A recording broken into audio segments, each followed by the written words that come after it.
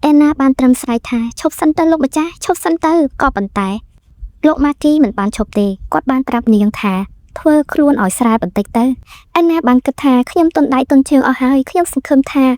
វានឹងបានចប់ឆាប់នេះចំណែកឯលោកម៉ាគីក៏បានបន្តថារៀងរបស់នាងពិតជាដូចប្រពន្ធខ្ញុំណាស់នាងពិតជាធ្វើឲ្យខ្ញុំមានសេចក្តីសុខខ្លាំងណាស់នាងក៏នៅតែព្យាយាមអង្វរថាលោកម្ចាស់សូមមេត្តាឈប់ទៅគាត់ក៏បាននិយាយថានាងមិនត្រូវហៅខ្ញុំលោកម្ចាស់ទៀតទេនាងត្រូវហៅខ្ញុំថារតហៅឲ្យដូចប្រពន្ធរបស់ខ្ញុំធ្លាប់ហៅតើចាំដែរទេអអៀនណារបស់បងពេលនោះផងដែរអេណាមានអារម្មណ៍ថាពិតជាពិបាកទ្រាំណាស់ប៉ុន្តែនាងមិនអាចឈ្នះអំណាចរបស់លោកម៉ាគីបានឡើយគាត់បាននិយាយថាមើលទៅខ្ញុំត្រូវតែបង្រៀននាងឲ្យដោយប្រពន្ធរបស់ខ្ញុំឲ្យបានច្រើនជាងនេះបន្តហើយនាងក៏បានអង្វរថាឈប់ទៅប៉ុណ្ណឹងបានហើយគាត់ក៏បាននិយាយថាបើអាឡ័យតែឈប់បាត់នេះពេលណានាងមានកូនទៅបើសិនជានាងចង់ត្រឡប់ទៅកាន់ពិភពលោករបស់នាងវិញបានឆាប់នោះគួរតែប្រឹងប្រែងឲ្យបានខ្លាំងជាងនេះបានហើ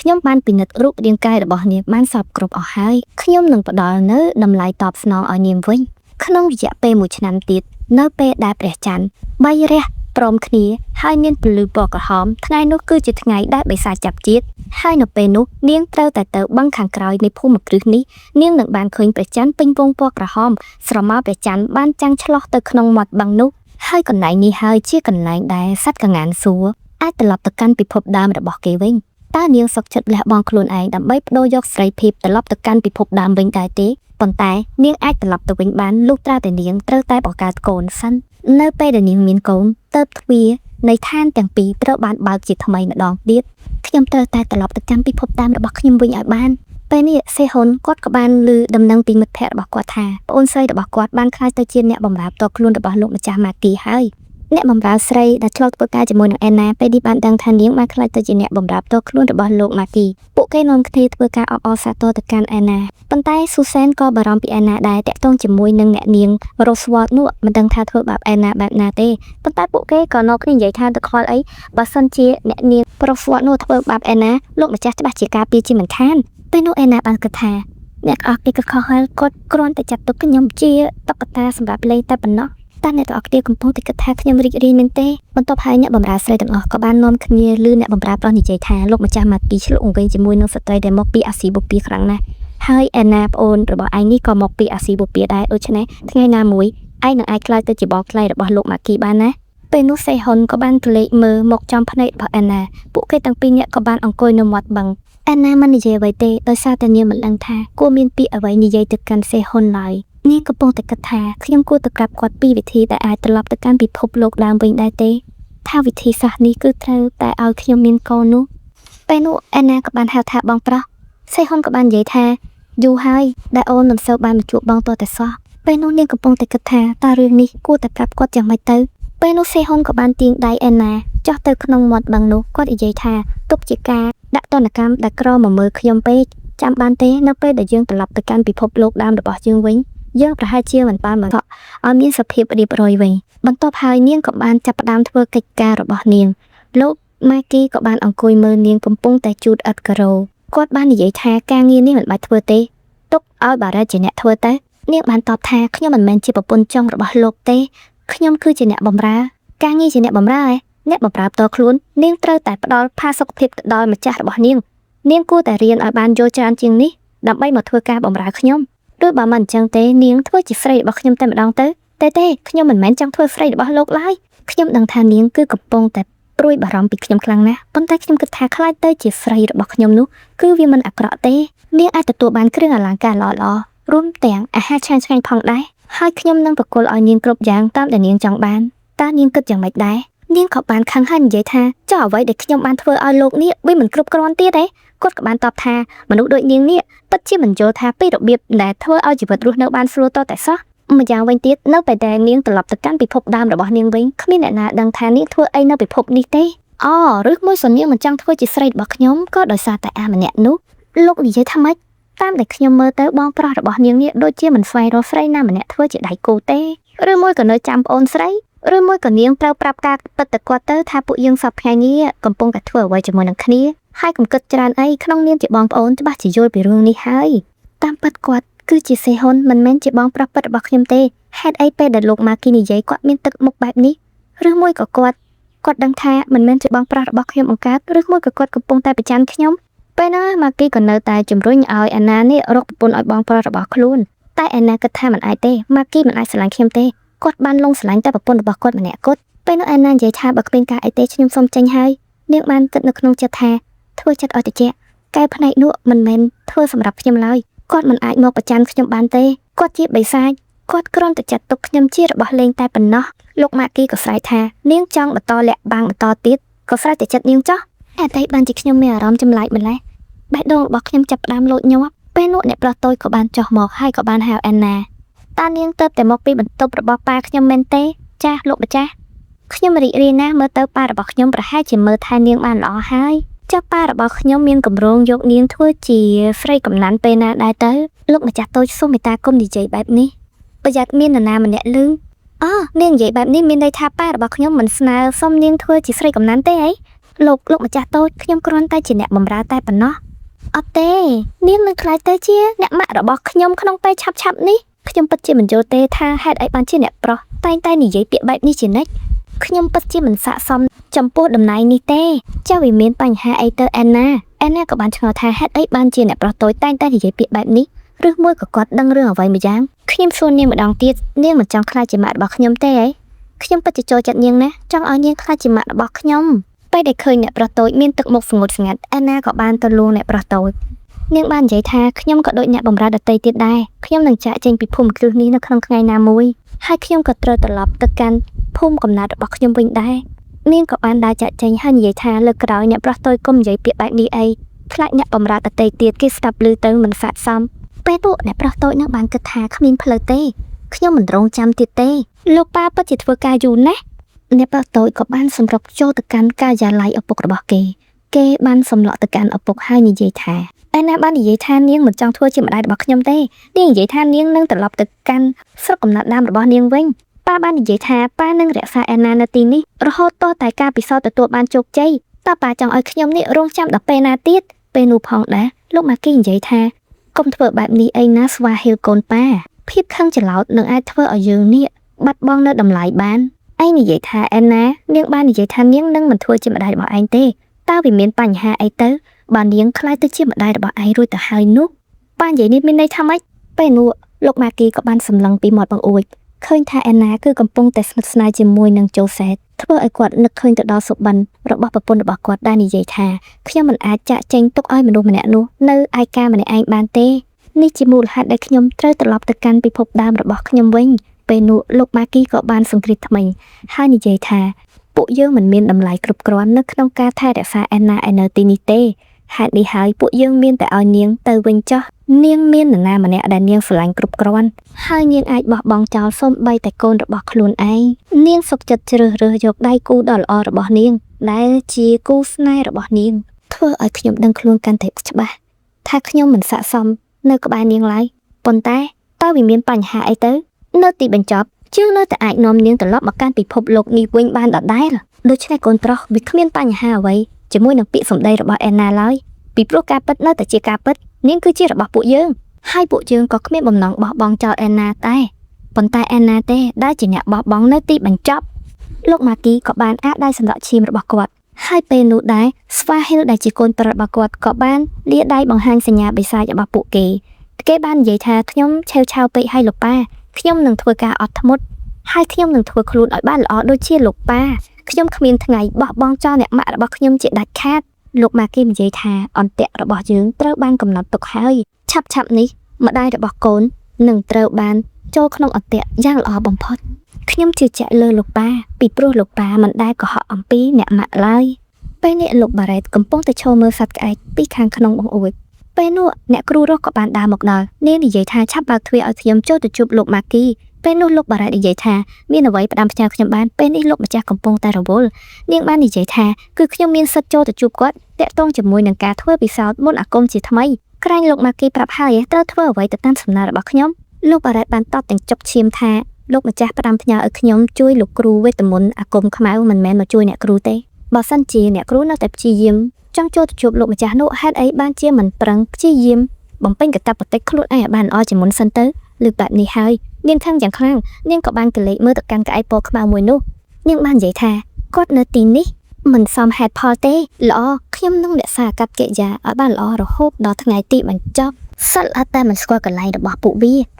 ាមិនអាចរត់ទៅណាបានយូរឡើយអ្វីគ្រប់យ៉ាងនឹងត្រឡប់ទៅកាន់កន្លែងដ៏ស័ក្តិសមវិញជាមិនខានបើសិនជាមនុស្សម្នាក់នោះបានត្រឡប់មកវិញពេលនោះអ្នកគ្រូរស់ក៏បាននឹកឃើញពីពេលដែលលោកម៉ាគីបានផ្ញើសម្បត្តិមកកាន់នាង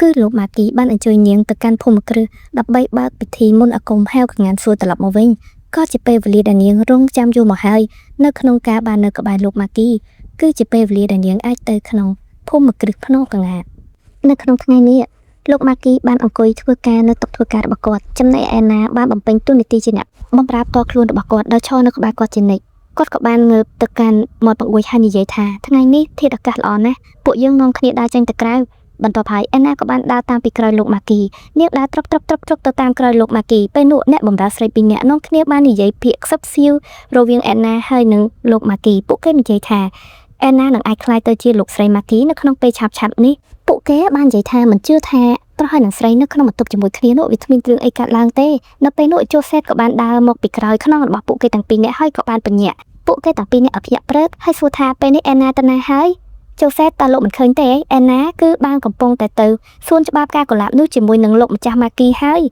យអ្វីដែលពួកខ្ញុំកំពុងនិយាយមិញណាគឺថាក្នុងនាមជាអ្នកបម្រើផ្ទាល់ខ្លួនរបស់លោកម៉ាគីអេណាច្បាស់ជាអាចរស់នៅក្នុងជីវិតដ៏ល្អពេលនោះជូសេតក៏បានសម្លឹងទៅកាន់សួនច្បារផ្កាកុលាបនោះដែលធ្វើឲ្យគាត់ស្លាំងកាំងដោយសារតែជាកន្លែងដែលគាត់ទុកសម្រាប់ដេតជាមួយនឹងអេណាប៉ុន្តែពេលនេះបែរជាលោកម៉ាគី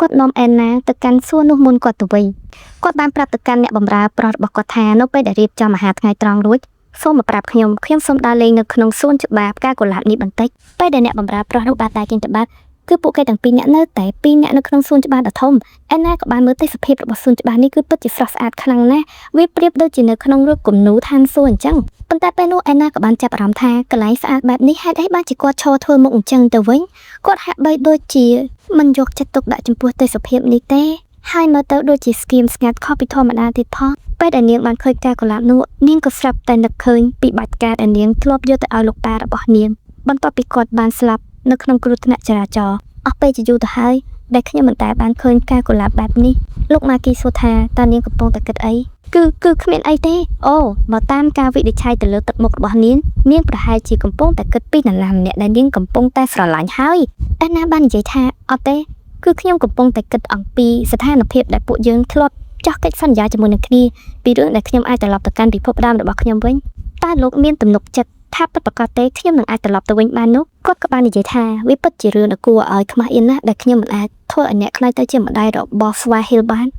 លោកនិយាយថាម៉េចគឺកូនប្រុសរបស់ខ្ញុំស្នើសុំឲ្យខ្ញុំឲ្យនាងខ្លាចទៅជាម្ដាយរបស់គេដោយសារតែគាត់គឺជាមនុស្សដែលមិនងាយតាមអ្នកណាទេគាត់ក៏បានចាប់អោបចង្កេះអេណាហើយនិយាយថាពេលនេះនាឡិការបស់ខ្ញុំបានងើបឡើងដោយគ្មានការរំពឹងទុកទោសតែសោះសម្រាប់នាងអត់ទេឈប់សិនទៅកុំធ្វើអញ្ចឹងអីបើសិនជានាងចង់ត្រឡប់ទៅកាន់ពិភពដើមរបស់នាងវិញនាងទៅតែធ្វើការឲ្យបានច្រើនតើគេបំរុងតែធ្វើអីខ្ញុំនៅក្នុងកន្លែងសាធារណៈនេះមែនទេវាជាក្នុងសួនច្បារណាហេតុអីបានជាលោកចង់ធ្វើអីឈួតនៅទីនេះនាងក៏បានលុតជង្គង់សុំវល់ថាកុំធ្វើរឿងអាម៉ាស់បែបនេះអីនាងសុខចិត្តប្រើព្រះអស់របស់នាងជំនួសវិញតើប៉ុណ្ណឹងលោកពេញចិត្តឬនៅនាងពិតជាអាចធ្វើបែបនេះបានណាល្អណាស់បើអញ្ចឹងចាប់ផ្ដើមទៅខ្ញុំក៏ចាំមើលដែរថានាងពូកែប៉ុណ្ណាអេណាក៏បានចាប់ផ្ដើមប្រើព្រះអស់របស់នាងពេលនោះផងដែរនាងហាក់បីដូចជាលឺសំឡេងសម្រាប់ជើងនាងបាននិយាយថាឈប់សិនទៅក៏ប៉ុន្តែលោកម៉ាគីនឹងថាមិនបាច់ឈប់ទេបន្តភ្លាមទៅខណៈពេលនោះអ្នកបម្រើប្រុសនឹងក៏បានមកដល់អេណាឃើញហើយអៀនខ្លាំងណាស់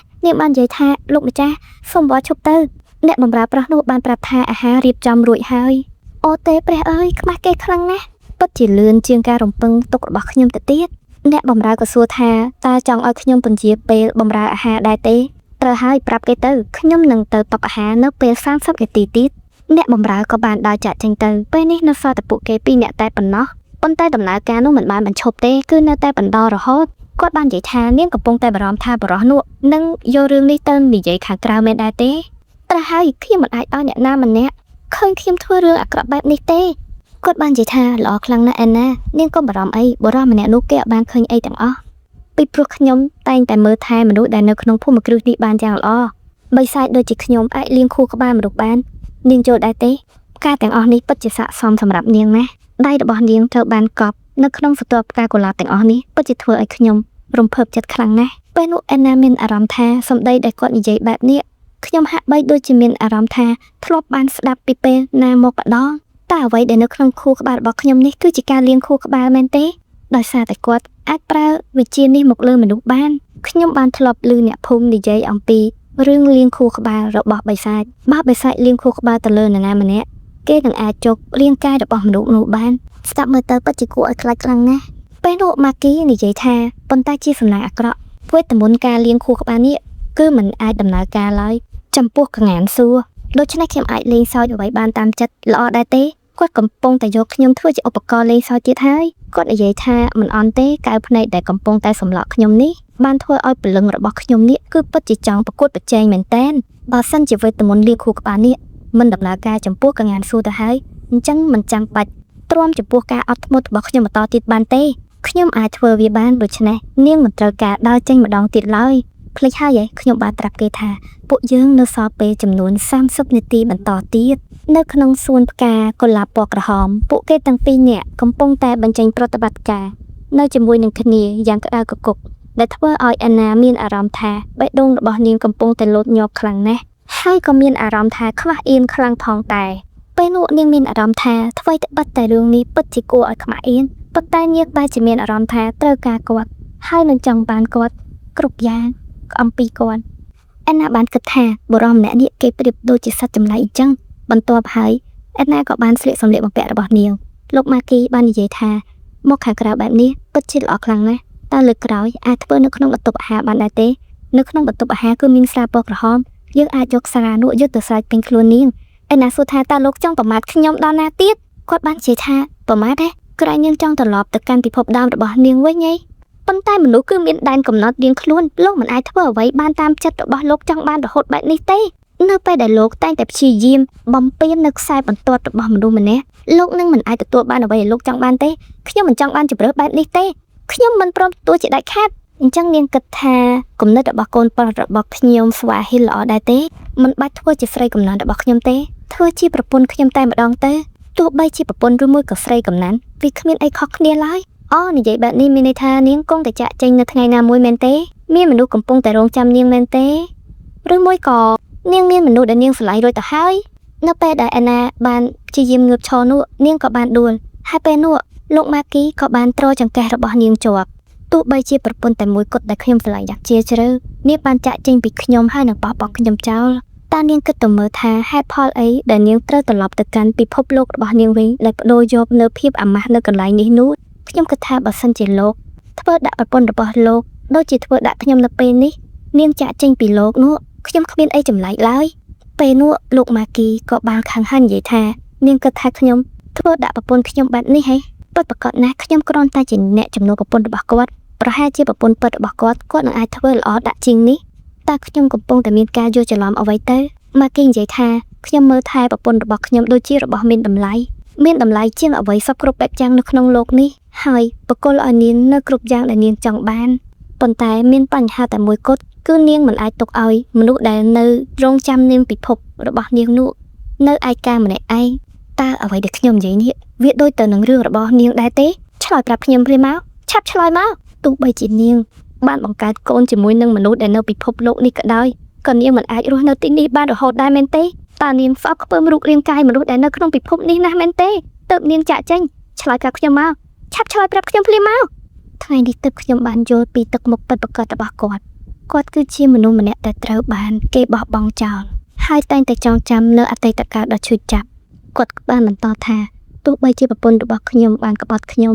ឬមួយក៏នាងរត់ចោលខ្ញុំបើសិនជានាងមកពេញពេលណា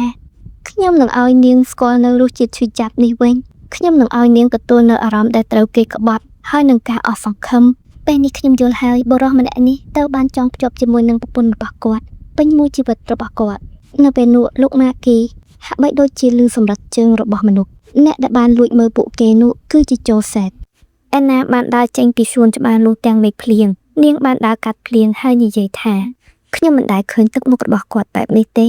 គាត់ពិតជាស្រឡាញ់ប្រពន្ធគាត់ណាស់ប្រសិនបើជាគាត់អាចស្រឡាញ់ខ្ញុំច្រើនដូចជាគាត់ស្រឡាញ់លោកស្រីម៉ាគីនោះព្រះអើយតើខ្ញុំកំពុងតែគិតឆ្កួតអីហ្នឹងនៅពេលនោះសេហ៊ុនក៏បានដើរមកខាងក្រោយនាង គាត់សួរថាធ្វើអីហ្នឹងនាងទៅទឹកជោកអស់ហើយប្រយ័ត្នផ្ដាសាយណាគាត់និយាយទាំងទឹកមុខញញឹមទៅកាន់នាងគាត់ក៏បាននាំនាងចូលមកច្រកភ្លៀងគាត់ក៏បានយកកន្សែងយកមកជូតសក់ឲ្យនាងមើលទៅគាត់ពិតជាថ្នាក់ថ្នមហើយនឹងធ្វើល្អចំពោះនាងខ្លាំងណាស់ពេលនោះផងដែរអេណាបានគិតថា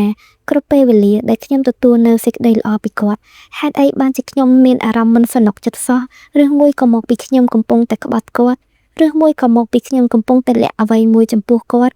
កាលពីនៅពិភពដើមរបស់ពួកខ្ញុំពេលដែលខ្ញុំរៀននៅសាកលវិទ្យាល័យគាត់គឺជាមនុស្សម្នាក់គត់ដែលបានធ្វើល្អចំពោះខ្ញុំបើទោះបីជាមនុស្សគ្រប់គ្នាមើលមកខ្ញុំយ៉ាងណាក៏ប៉ុន្តែសម្រាប់គាត់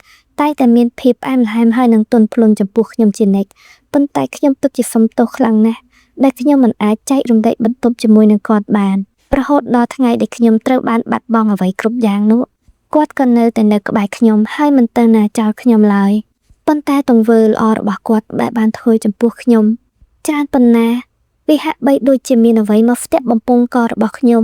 មិនអាចឆ្លើយតបចំពោះគាត់វិញបានខ្ញុំជឿថាបើសិនជាខ្ញុំនៅតែធ្វើពុតមិនកំណត់ចំណាំរឿងនេះប្រហែលជាល្អសម្រាប់ពួកខ្ញុំទាំងពីរនាក់តែខ្ញុំមិនអាចទទួលយកនូវភាពល្អរបស់គាត់បន្តបានទៀតទេអេណាក៏បានចាប់ដៃរបស់សេហ៊ុនហើយនិយាយថាខ្ញុំសុំទោសផងបងប្រុសឯងសុំទោសរឿងអីសុំទោសខ្ញុំធ្វើបែបនេះគឺខ្ញុំមិនអាចទទួលយកភាពល្អរបស់បងបានទៀតទេ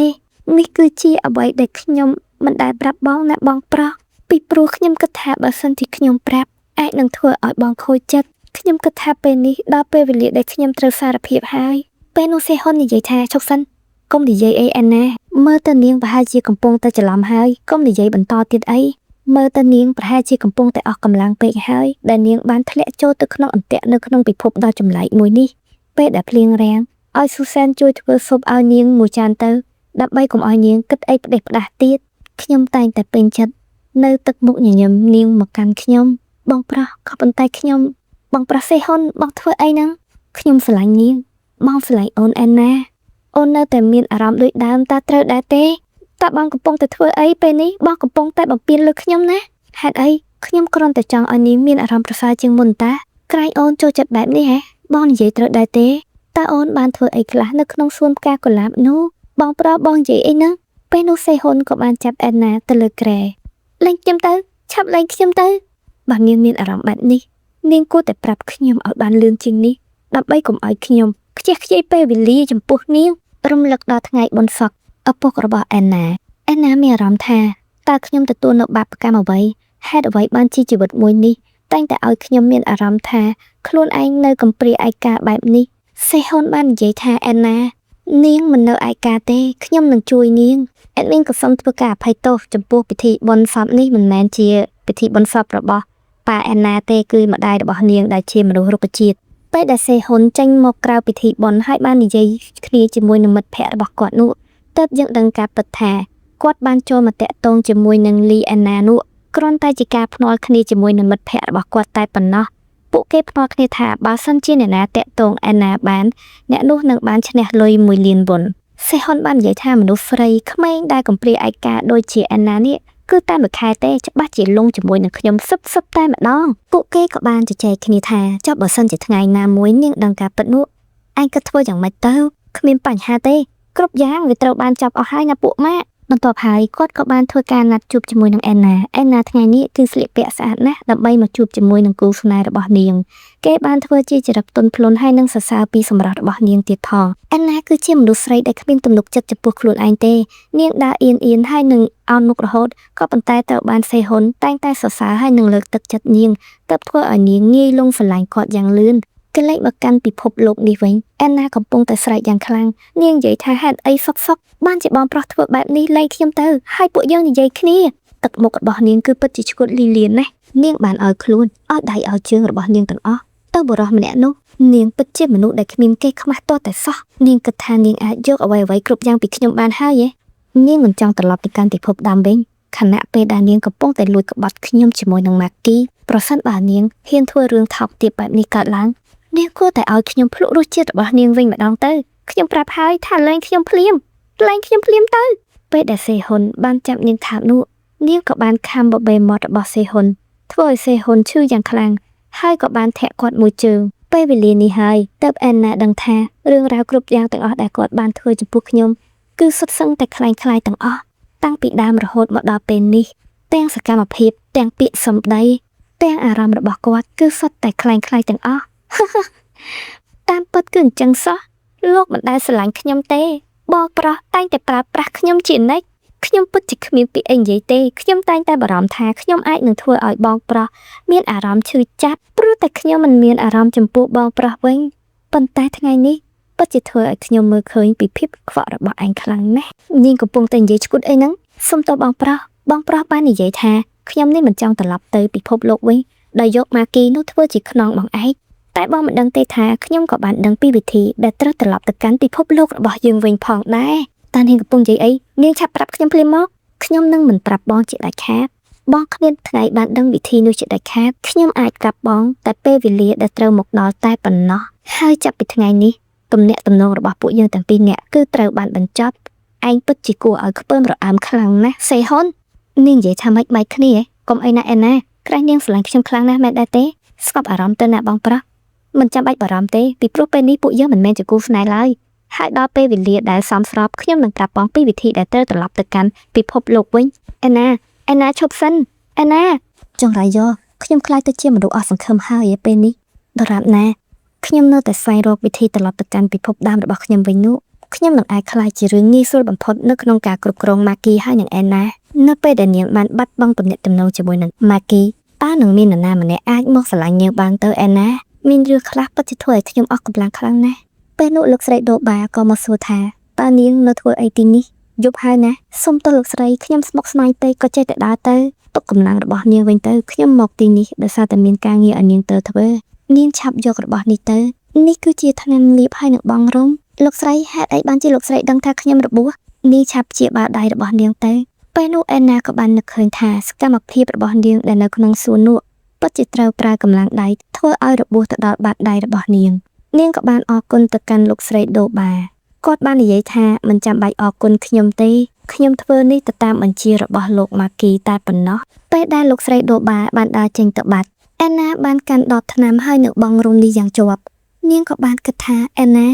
ឯងពិតជាគ្មានតម្លៃទេនៅក្នុងការប្រើប្រាស់ថ្នាំនេះដោយសារតែមនុស្សនៅក្នុងបេះដូងរបស់គាត់នឹងមិនមែនជាឯងទេគឺជាប្រពន្ធរបស់គាត់នាងក៏បានឈរសម្លឹងមុខរបស់ខ្លួនឯងនៅក្នុងកញ្ចក់តើលោកស្រីម៉ាគីនោះគាត់ជាមនុស្សប្រភេទម៉េចទៅមើលទៅគាត់ប្រហែលជាមនុស្សស្រីដែលគួរឲ្យស្រឡាញ់ដែលនរណាម្នាក់ក៏ដោយនៅក្នុងโลกនេះឲ្យតែបានឃើញគាត់តែងតែស្ញើសរសើរពីសម្រស់របស់គាត់មិនដូចខ្ញុំទេគឺបានតម្រូវឲ្យខ្លាយទៅជាមនុស្សជំនួសទៅហើយព្រឹកបន្ទាប់លោកម៉ាគីបានប្រាប់អេណាថាគឺមានដំណឹងជាបន្ទាន់ខ្ញុំទៅពិនិត្យមើលអចលនទ្រព្យពេលហ្នឹងអេណាក៏ក្នុងចិត្តថាតើគាត់យកខ្ញុំទៅតាមគាត់នឹងធ្វើអីខ្ញុំក្នុងរទេះឬមួយក៏អត់បន្ទាប់ហើយអ្នកបម្រើក៏បានមកប្រាប់ថារទេះសេះបានរៀបចំរួចរាល់ហើយមុននឹងចាក់ចេញទៅលោកម៉ាគីក៏បានផ្ដាំផ្ញើថាកុំធ្វើអីឈួតសម្រាប់នៅក្នុងបន្ទប់របស់នាងចោះខ្ញុំនឹងត្រឡប់មកវិញនៅត្រសៀលនេះថ្ងៃនេះឲ្យសេរីភាពចំពោះនាងចោះតាមការពិតគាត់មិនឲ្យខ្ញុំទៅជាមួយគាត់ទេគាត់និយាយថាឲ្យសេរីភាពខ្ញុំមួយថ្ងៃតែខ្ញុំបែរជាមានអារម្មណ៍ថាថប់បារម្ភទៅវិញដោយសារតែអត់សពពេកអេណាក៏បានសុំអ្នកបម្រើស្រីដទៃទៀតដើម្បីជួយការងារប៉ុន្តែពួកគេមិនឲ្យនាងធ្វើទេពេលនេះនាងមានអារម្មណ៍ធុញណាស់អត់មានការងារអីធ្វើទេដោយសារតែមនុស្សដូចនាងនេះមិនសូវចេះដេកថ្ងៃទំនេរឡើយនាងកំពុងតែឈរគិតថាអត់សក់ណាស់គួរធ្វើអីទៅពេលនោះក៏ស្រាប់តែឮសំឡេងអេណាពេលដែលនាងបានងាកទៅគឺឃើញអ្នកប្រុសតូចហើយនិងអ្នកគ្រូរស់មើលទៅខ្ញុំប្រហែលជាមិនបានទំនេរទេអេណាបងស្រីកំពុងតែធ្វើអីនៅទីនេះចាអញ្ចឹងរឿងរបស់យើងក៏ដល់ពេលវេលាត្រូវបញ្ចប់ហើយបើប្រិយមិត្តទាំងអស់គ្នាចង់ដឹងថាភាគបន្តទៅជាយ៉ាងណាកុំភ្លេចរងចាំតាមដានទស្សនាភាគបញ្ចប់ទាំងអស់គ្នាហើយកុំភ្លេចជួយចុច Subscribe Admin ផងណាអរគុណ